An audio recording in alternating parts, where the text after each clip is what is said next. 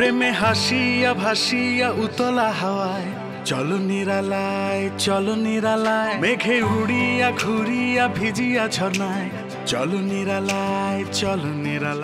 পরাণ থেকে সুড়ঙ্গ কিংবা সবশেষ তুফান, গেল এক দশকের ইতিহাসে ব্যবসা সফল ছবিগুলোর মধ্যে অন্যতম এই সিনেমাগুলোর পরিচালক রায়হান রাফি। তুফান হতে অ্যাটিটিউড লাগে, চোখের দৃষ্টি লাগে, অ্যাকশন স্পিড সব লাগে। শুধু প্রেক্ষাগৃহে নয়, জানোয়ার, the dark side of Dhaka, খাঁচার ভেতর অচিন পাখি, টান, 7 নম্বর ফ্লোর, নিঃশ্বাস কিংবা ফ্রাইডে দিয়ে ওটিটি প্ল্যাটফর্মেও সুনাম কুড়িয়েছেন রাফি। 1.5 বছরের বিরতি দিয়ে আবারও অনলাইন প্ল্যাটফর্মে ফিরছেন তিনি। আমার মনে হয় দর্শক এই ধরনের কাজ অনেকদিন ওয়েট করছিল, দেখতে যাচ্ছিল। আমরা অনেকদিন বিভিন্ন কারণে এই ধরনের সাবজেক্ট নিয়ে কাজ করতে পারছিলাম না। চ্যানেল 24-কে রাফি জানালেন তার নতুন প্রজেক্ট বিচার বহির্ভূত হত্যাকাণ্ড নিয়ে, যার দৃশ্যধারণ শুরু হবে 20 সেপ্টেম্বর থেকে।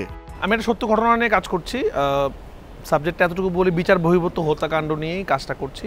তো আমি সাধারণত সত্যি ঘটনা নিয়ে কাজ করে খুব আনন্দ পাই, এনজয় করি। তো এরকম একটা কাজ স্ক্রিপ্টিং হলো, আশা করছি 20 থেকে 25 তারিখের মধ্যে শুটে যাব। 2018 সালে পোড়ামন 2 দিয়ে চলচ্চিত্র ক্যারিয়ার শুরু করা রাফির পছন্দ সত্য ঘটনাকে পর্দায় তুলে ধরা। জানালেন বিডিআর বিদ্রোহ নিয়েও কাজ করার স্বপ্ন এই নির্মাতার। আমি যখন দেখেছি এতগুলো মেজরকে, এতগুলো আর্মিকে, এতগুলো অফিসারকে এভাবে করে একটা দিন হঠাৎ করে মেরে ফেললো, এবং সারা বাংলাদেশ তখন সচল, বাইরে টেলিভিশন ক্যামেরা, ভিতরে একটা ভয়ানক ঘটনা হলো, নিজের দেশের মানুষকে নিজের দেশের মানুষ মেরে ফেললো। তো আমরা এভাবে বানাতে চাই যে ওই দিন কি ঘটেছিল। তো আমার ইচ্ছা আছে বিডিআর বিদ্রোহের সিনেমা বানানোর।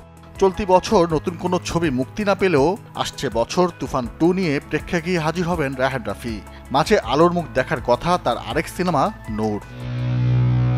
ওকে, নাজমুল আলম রানা, চ্যানেল 24, ঢাকা।